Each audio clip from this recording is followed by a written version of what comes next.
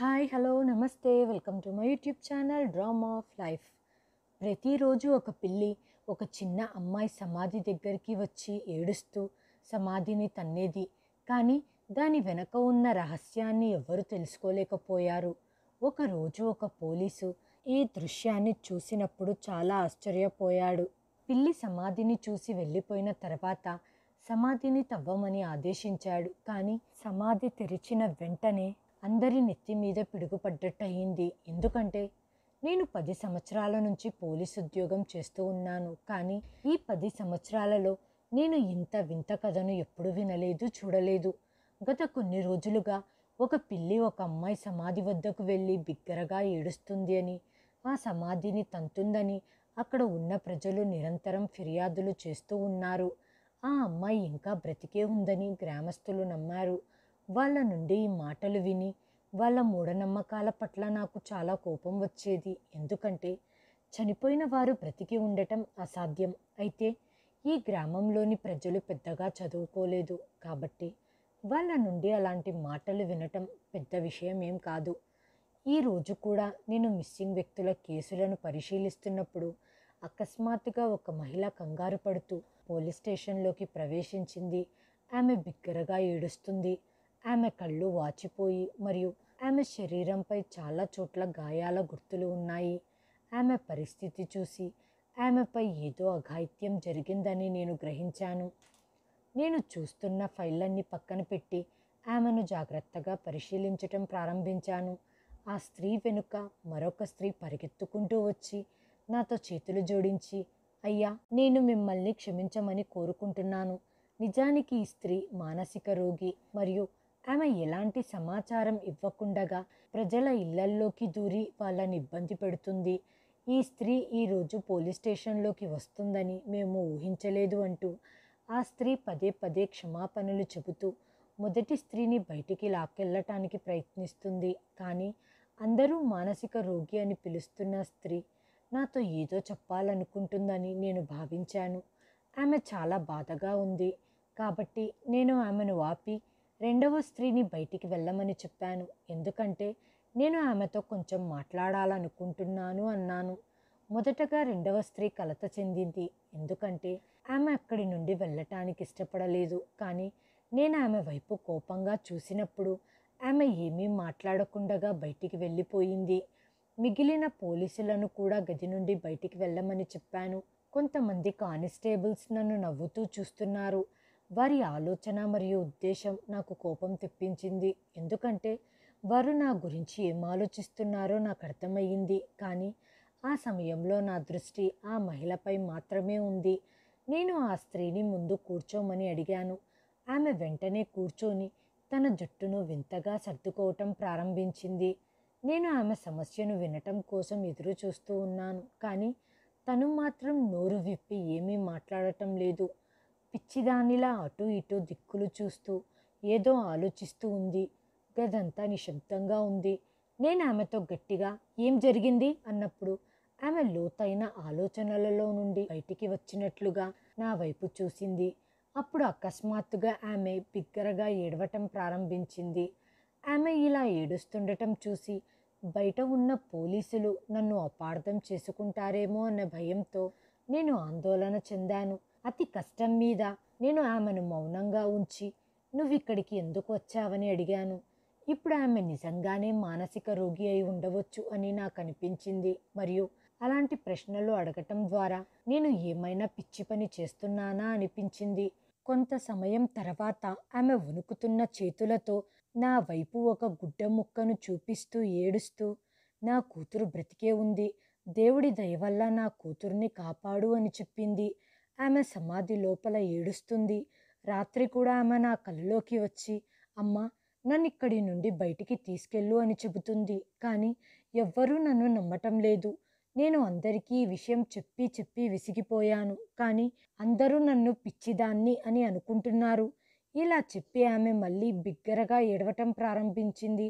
ఆమె మాటలు విని నేను ఆశ్చర్యపోయాను మరియు నాకు కోపం కూడా వచ్చింది. మానసిక రోగితో మాట్లాడి నేను నిజంగా తెలివి తక్కువ పని చేస్తున్నానని అనిపించటం మొదలయ్యింది. కాబట్టి నేను ఆమెను ఓదారుస్తూ, మీరు చింతించకండి, నేను ఎలాగైనా మీ కుమార్తెను కనుగొంటాను చెప్పాను. దీని తర్వాత నేను మిగిలిన వారిని లోపలికి పిలిచి ఆ స్త్రీని బయటికి పంపించాను.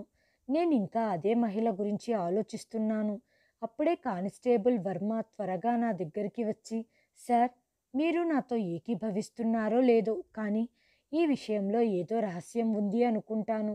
ముందుగా నేను కూడా ప్రజలు అబద్ధాలు చెబుతున్నారని, అర్థం పర్థం లేని మాటలు మాట్లాడుతున్నారని నేను అనుకునేవాడిని. కానీ నేను ఆ అమ్మాయి సమాధి గుండా వచ్చినప్పటి నుండి నా ఆలోచన మారిపోయింది. నిజానికి ఒక పిల్లి ప్రతిరోజు అక్కడికి వెళ్ళి సమాధిని తంతుంది. నేను స్వయంగా దాన్ని చూశాను. అది చాలాసేపు అక్కడే నిలబడి ఏడుస్తుంది. అది సమాధి తవ్వటానికి కూడా ప్రయత్నించిందని కొంతమంది అంటున్నారు. బహుశా అది ఆ అమ్మాయిని అక్కడి నుండి బయటికి తీయాలని కోరుకుంటూ ఉండవచ్చు. కానిస్టేబుల్ మాటలు విన్న తర్వాత నాకు కోపం వచ్చింది. ఆపు వర్మ, నువ్వు ఇలాంటి తెలివి తక్కువ విషయాలను ఎలా నమ్మగలవు? ఆ అమ్మాయి చనిపోయి చాలా కాలం అయ్యింది. వాళ్ళ కుటుంబీకులే ఆమెను పాతిపెట్టారు. అప్పుడు ఆ అమ్మాయి ఇంకా బ్రతికే ఉండటం ఎలా సాధ్యం? ఆమె బ్రతికే ఉందని భావించినప్పటికీ ఒక వ్యక్తి ఖననం చేసిన తర్వాత ఎంతసేపు ఊపిరి పీల్చుకోగలదు? ఆమె చిన్న వయసు అమ్మాయి. చీకటి మరియు భయం కారణంగా ఆమె శ్వాస ఆగిపోయి ఉంటుంది అని కానిస్టేబుల్కి వివరిస్తున్నాను. కానీ అతను నన్ను వింత కళ్ళతో చూస్తున్నాడు. అతను నా మాటను కూడా విననట్లు అనిపించింది. ఇది చూసి నాకు కోపం వచ్చింది. నేను కోపంగా అతనితో, ఇప్పుడు నువ్వు కూడా గ్రామస్తులలాగా మూఢనమ్మకాలను నమ్మటం మొదలుపెట్టావని నాకు అర్థమైపోయింది అన్నప్పుడు అతను ఒక లోతైన శ్వాసను తీసుకొని, సార్, మీరు నా మాట వినటానికి సిద్ధంగా లేరు. మీరు పెద్ద పెద్ద చదువులు చదువుకున్నారని నాకు తెలుసు. అందుకే మీరు అలాంటి వాటిపై నమ్మకం కోల్పోయారని నేను అనుకుంటున్నాను అని అన్నాడు. అతని మాటలు విన్న తర్వాత నా కోపం ఇంకా పెరిగింది. అతను నా అలసత్వాన్ని ఆసరాగా ఉపయోగించుకుంటున్నాడు. దానికి విరుద్ధంగా అతను నా గురించి మాట్లాడుతున్నాడు. నేను అతనితో కోపంగా, ఇంకెప్పుడు నా ముందు ఇలాంటి అర్థం పర్థం లేని మాటలు మాట్లాడకు అని అన్నాను. నా ఆలోచన విషయానికొస్తే నా తల్లిదండ్రులకు మరియు దేవుడికి నేను చాలా కృతజ్ఞుడిని. వారు నాకు చాలా తెలివితేటలు ఇచ్చారు. దానితో మూఢనమ్మకాలకు మరియు నిజానికి మధ్య ఉన్న తేడాను నేను అర్థం చేసుకోగలను. నా మాట విన్న తర్వాత అతను మౌనంగా తల వంచుకొని గది నుండి బయటికి వెళ్ళిపోయాడు.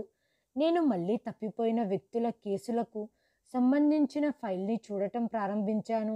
ఈ కేసు ఇప్పటికే చాలా క్లిష్టంగా మారుతుంది మరియు ఇప్పుడు ఈ పిల్లి కేసు మొత్తం గ్రామంలో సంచలనం సృష్టించింది.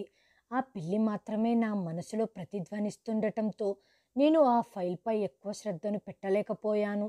గ్రామస్తులందరినీ పిచ్చివాళ్లను చేసి వారి ఆలోచనా శక్తిని, అవగాహన శక్తిని పూర్తిగా నాశనం చేసినది ఏమిటో నేనే స్వయంగా చూడటానికి వెళ్ళాను. ఇవన్నీ చూడటానికి నేను సాయంత్రం గ్రామం చుట్టూ తిరగాలని నిర్ణయించుకున్నాను. ఎందుకంటే ముందుగా నేను వెళ్ళి గ్రామ ప్రజలను అడగాలని మరియు ఈ పుకార్ల గురించి వారు ఏమనుకుంటున్నారో మరియు ఏమి చెబుతారో వినాలి అని అనుకున్నాను. ఈ పిల్లి కథ గ్రామంలోని ప్రతి ఒక్కరి నోట్లో నిజంగా నానుతుందా, లేదా కొంతమంది కలిసి ఈ పిల్లి పుకారును పుట్టించారా అని. ఇది కాకుండా పిల్లి ప్రతిరోజు సమాధిని సందర్శించే అమ్మాయి తల్లిదండ్రులను కూడా కలవాలనుకున్నాను. ఆ పిల్లితో వీటన్నిటికీ సంబంధం ఏమిటి? నేను కూడా దీని గురించి తెలుసుకోవాలనుకున్నాను. సాయంత్రం నేను వర్మతో దీని గురించి మాట్లాడినప్పుడు అతను ఉత్సాహంగా ఇలా అన్నాడు, సార్, నేను చెప్పింది మీరు నమ్ముతున్నారని నాకు పూర్తిగా అర్థమయ్యిందని చెప్పాడు.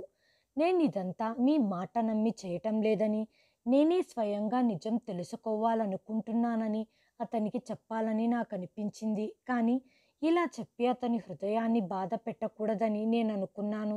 అందుకే నేను ఈ విషయాన్ని నాలోనే అణుచుకున్నాను మరియు సాయంత్రం మేము గ్రామం చుట్టూ తిరిగాము. ఈ గ్రామం చాలా పెద్దది, జనాభా చాలా ఎక్కువగా ఉండేది. కానీ అదే సమయంలో పేదరికం కూడా చాలా ఎక్కువగా ఉండేది. అందుకే ఇక్కడి ప్రజలు విద్యకు పెద్దగా ప్రాముఖ్యత ఇవ్వలేదు. ఎందుకంటే విద్యలో మంచి లేదని వారు నమ్ముతున్నారు. అందుకే వారు విద్య కోసం డబ్బు వృధా చెయ్యకూడదు అనుకున్నారు. నేను కొంత దూరం నడిచి ఒక వీధిలోకి ప్రవేశించగానే అకస్మాత్తుగా ఒక స్త్రీ గొంతు వినిపించింది. మీకు తెలుసా, రాత్రి సమయంలో పిల్లి మళ్ళీ ఆ అమ్మాయి సమాధిని సందర్శించి ఆ సమాధిని సగం తవ్వింది. అప్పుడే అక్కడి ప్రజలు వెళ్ళి దానిని అక్కడి నుంచి తరిమి వేశారట. లేకపోతే ఆ సమాధి నుంచి ఏమి బయటికి వచ్చేదో ఎవరికి తెలుసు?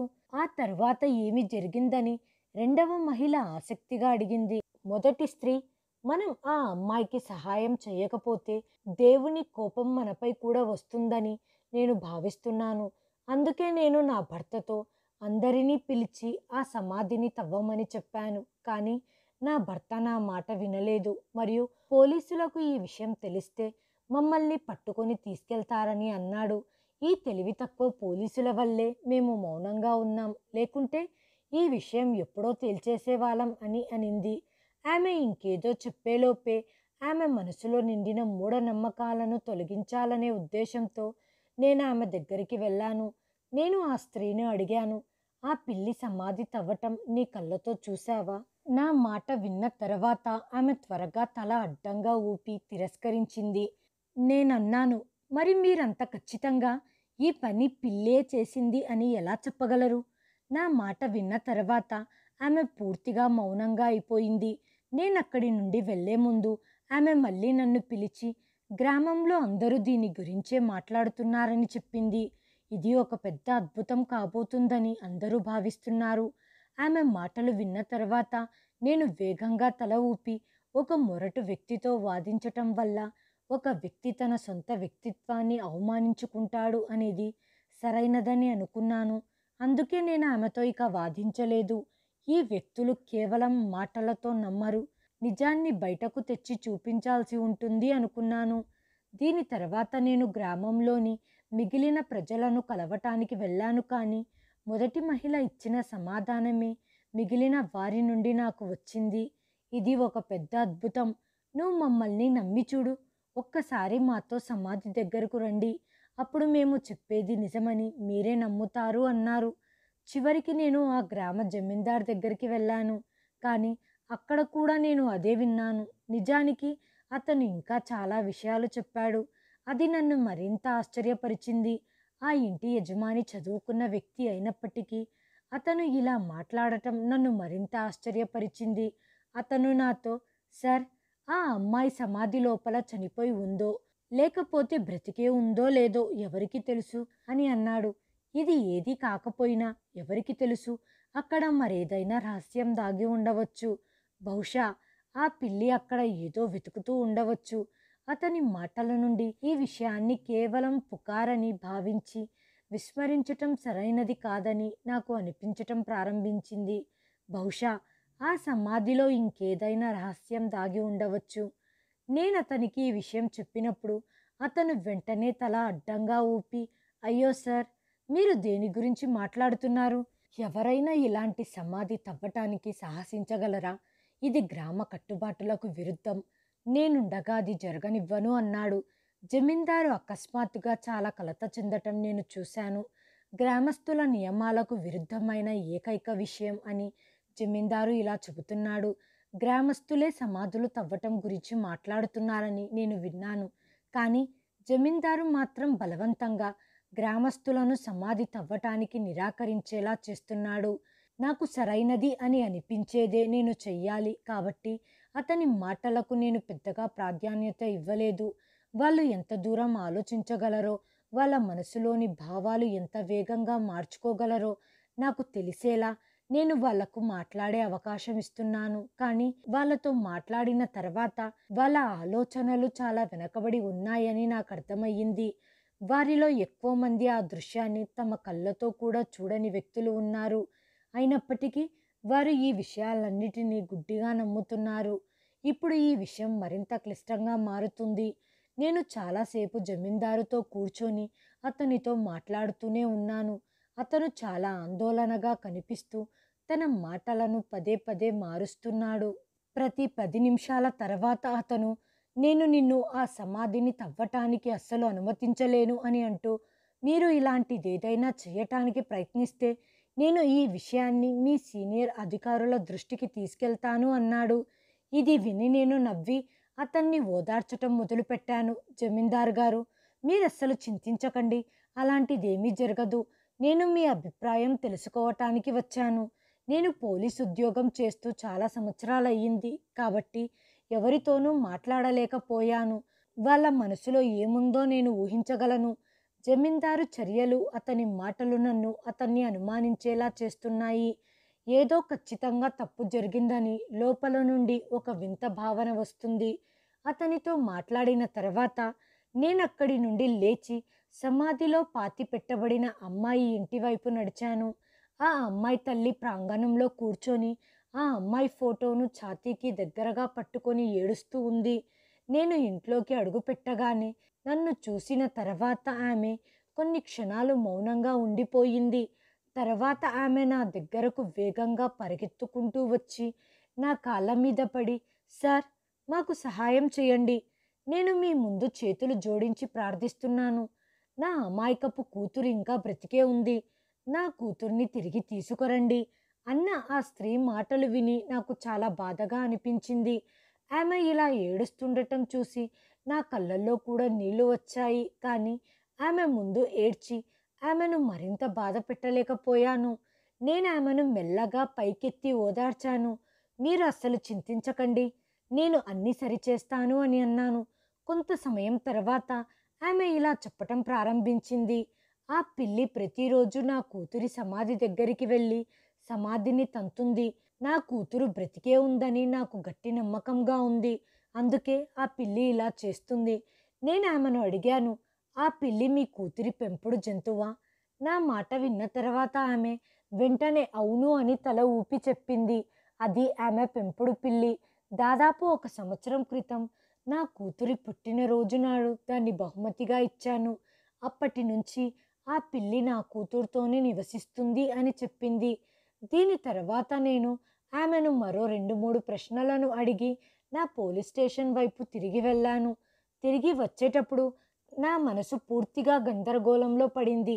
ఒక క్షణం ఇప్పుడే వెళ్ళి ఆ సమాధిని తవ్వి చూడాలని నాకు అనిపించింది. కానీ ఇప్పుడు నాకెటువంటి అధికారిక ఉత్తర్వులు లేవని అనుకున్నాను. నేను అలాంటి పని చేయాల్సి వచ్చినప్పుడల్లా నా సీనియర్ అధికారుల అనుమతి తీసుకోవాల్సి వచ్చేది. నేను స్టేషన్ చేరుకున్న వెంటనే నా సీనియర్ అధికారికి ఫోన్ చేసి అంతా చెప్పాను. అదృష్టవశాత్తు ఆ అధికారి నా స్నేహితుడు కూడా. అతను కూడా నా మాట విని ఆశ్చర్యపోయి, సంజీవ్, ఇది నిజంగా జరుగుతుందా అన్నాడు. పిల్లి సమాధిని తంతున్నంత మాత్రాన ఆ అమ్మాయి బ్రతికే ఉందని జనాలు ఎలా చెప్పగలరు? ఇందులో ఏదో వేరే విషయం ఉందని నాకు అనిపిస్తుంది అన్నాడు. నేను అతనితో ఏకీభవించి ఆ జమీందారు గురించి మొత్తం సమాచారాన్ని కూడా అతనికిచ్చాను. నా మాట విన్న తర్వాత అతను కొన్ని క్షణాలు మౌనంగా ఉండి ఆ జమీందారు ఎంత విషపూరితమైన మరియు జిత్తులమారి వ్యక్తి అనేది నీకు ఏమైనా తెలుసా అని అన్నాడు. జమీందారు గురించి నాకు పెద్దగా తెలియదు. నేను ఆ రోజే అతన్ని కలిశాను అని అన్నాను. అప్పుడు అతను నాతో ఆ జమీందారు ఒక పెద్ద నేరస్తుడని మరియు అతని పేరు ఈ దేశంలోని అతిపెద్ద ద్రోహులలో చేర్చబడిందని చెప్పాడు. అతను అనేక చట్టవిరుద్ధ కార్యకలాపాలు చేస్తాడు. వాటిపై అతనికి బలమైన పట్టు ఉంది. పోలీసులు కూడా అతనిపై నిఘా ఉంచి అతనికి వ్యతిరేకంగా ఆధారాలు సేకరించటంలో బిజీగా ఉన్నారు. జమీందారు గురించి ఈ సమాచారం నాకు కొత్తది. నాకు అతని గురించి అలాంటిదేమీ తెలియదు. జమీందారు యొక్క ఆందోళనకరమైన ముఖం నా కళ్ళ ముందు మెరుస్తుంది. నేను అతనితో సమాధి తవ్వటం గురించి చెప్పినప్పుడు అతను ఎంతో త్వరగా దాన్ని తిరస్కరించటం ప్రారంభించాడు. అయితే నేను నా స్నేహితుడితో దాని గురించి మరింత చర్చించలేదు. నేను రేపు వెళ్ళి నా పని మొదలు పెట్టడానికి మీరు నాకు అనుమతి మాత్రం ఇవ్వండి అని చెప్పాను. అతను నన్ను ఓదారుస్తూ, అస్సలు చింతించకు, నేను అన్నీ చూసుకుంటాను. నీకు ఏది సరైనది అనిపిస్తే అది చెయ్యి అని అన్నాడు. నా స్నేహితుడి మాట విన్న తర్వాత నేను చాలా వరకు సంతృప్తి చెందాను. సమాధి తవ్వటానికి అన్ని ఏర్పాట్లు చేయమని వర్మను ఆదేశించాను. మొదట నా మాట విన్న తర్వాత అతను ఆశ్చర్యపోయాడు. ఆ తర్వాత ఎవరికో ఫోన్ చేయటం ప్రారంభించాడు.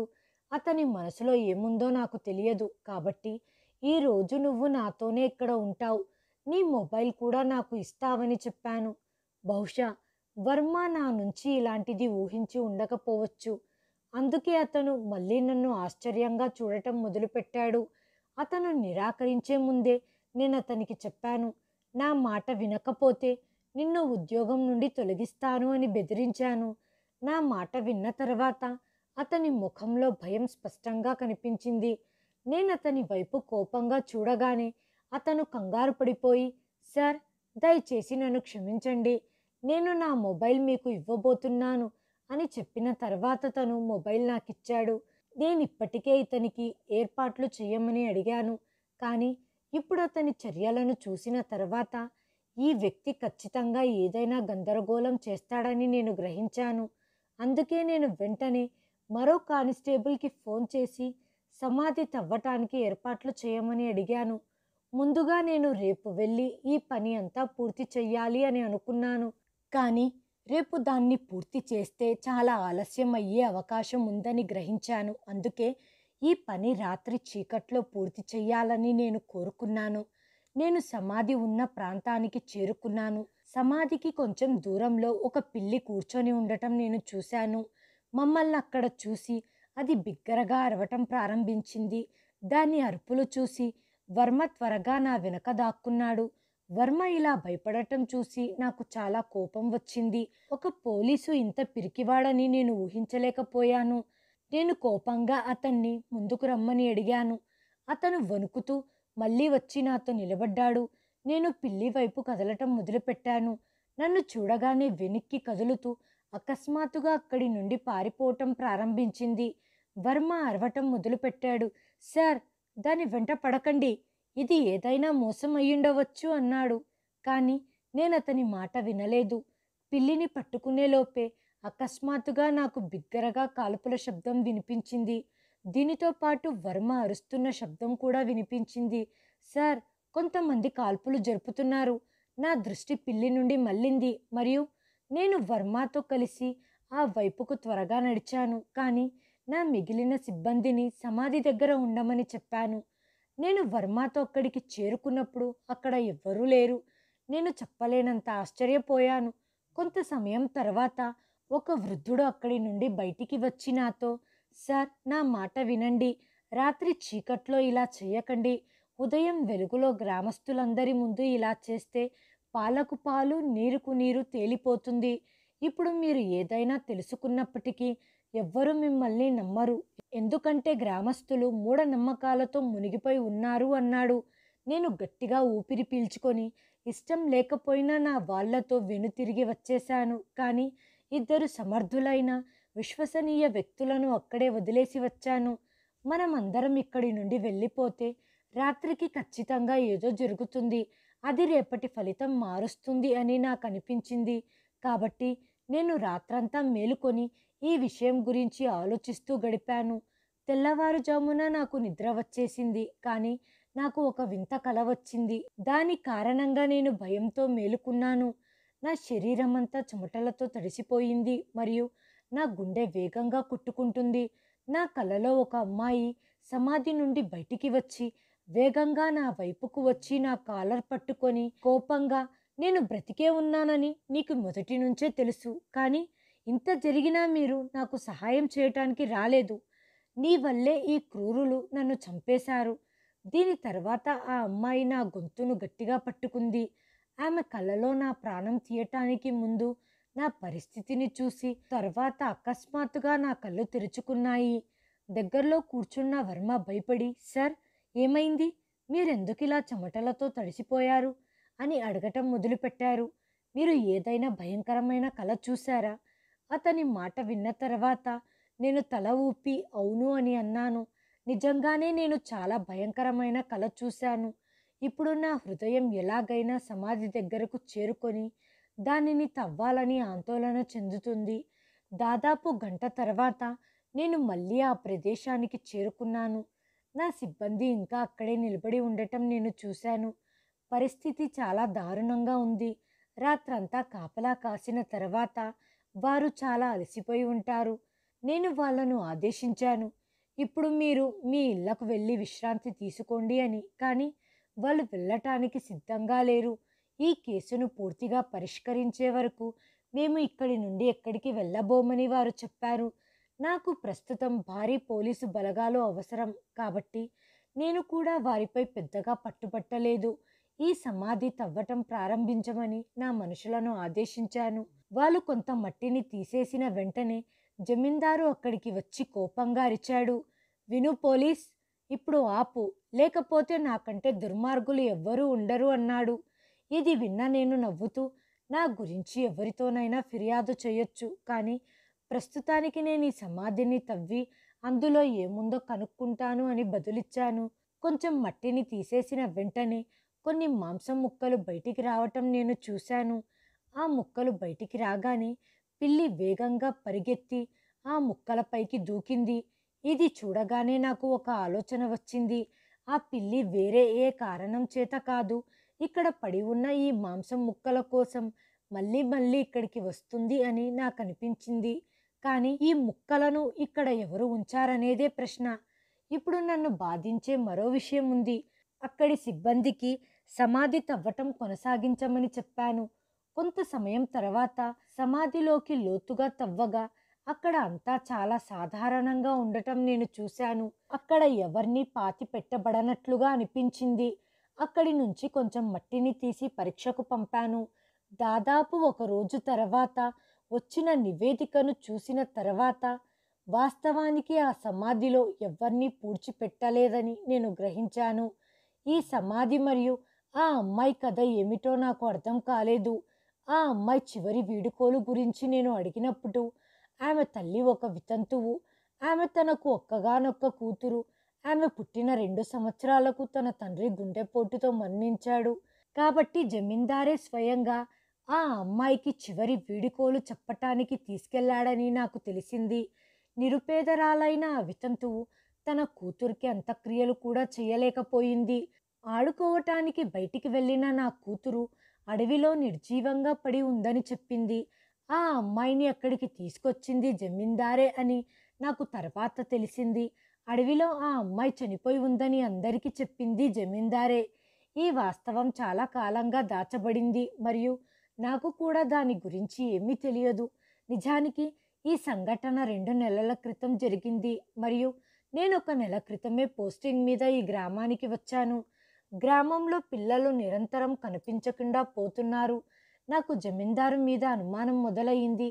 ఆ సమయంలో నేను అతనికి నా హృదయపూర్వకంగా క్షమాపణలు చెప్పి, మీరు చెప్పింది నమ్మనందుకు నాకు సిగ్గుగా ఉంది అని ఆ సమయంలో నేను అతనికి ఏమీ చెప్పలేదు మరియు నిశ్శబ్దంగా అతని కార్యకలాపాలను గమనిస్తూ ఉండటం ప్రారంభించాను.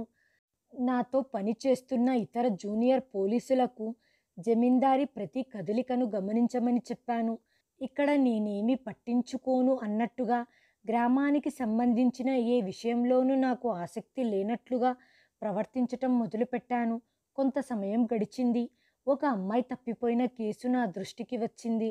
నాకు దానిపై ఆసక్తి లేదని అందరికీ చూపించాను, కానీ నా మనసులో ఈ కేసుపై పనిచేస్తున్నాను. కొన్ని రోజుల తర్వాత మళ్ళీ మరో అమ్మాయి అదృశ్యమైనట్టు వార్త వచ్చింది. అప్పుడు నాకు మొత్తం నిజం తెలిసింది. నేను నా సమాచారాన్ని గ్రామంలోనూ గ్రామం చుట్టూ ఉన్న అడవిలోనూ వ్యాప్తి చేశాను. నా ఇన్ఫార్మర్లో ఒకరు జమీందారు ఒక అమ్మాయితో అడవి వైపు వేగంగా వెళ్తున్నట్టు చూశారు. కొంతసేపటి తర్వాత జమీందారు ఆ అమ్మాయిని ఒక వ్యక్తికి అప్పగించాడు. నా మనుషులు ఆ వ్యక్తిని వెంబడించినప్పుడు అడవి మధ్యలో ఒక రహస్య సొరంగం ఉందని, ఆ జమీందారు ఆ అమ్మాయిలను అక్కడికి తీసుకొని వెళ్తున్నాడని నాకు తెలిసింది. అతి త్వరలో అతను వాళ్ళను వేరే దేశంలో అమ్మబోతున్నాడు అని తెలిసింది. ఆ అమ్మాయిలలో ఒకరి సమాధి మీద ప్రతిరోజు ఒక పిల్లి అక్కడికి వెళ్ళి తంతుందని పుకార్లు వ్యాప్తి చేశారు. దీనర్థం ఆ అమ్మాయి బ్రతికే ఉందని గ్రామస్తులు నమ్మారు. అసలు కథ ఏంటంటే, ఆ అమ్మాయి నిజంగా బ్రతికే ఉంది, కానీ పరిస్థితులు భిన్నంగా ఉన్నాయి. ఆ అమ్మాయి సమాధి లోపల లేదు, కానీ ఆమె ఒక రహస్య ప్రదేశంలో ఉంది. నేను ఆ జమీందారును అక్కడికక్కడే రెడ్ హ్యాండెడ్గా పట్టుకున్నాను మరియు నా ఇతర అధికారుల సహాయంతో అతనికి శిక్ష పడేలా చేయటంలో విజయం సాధించాను.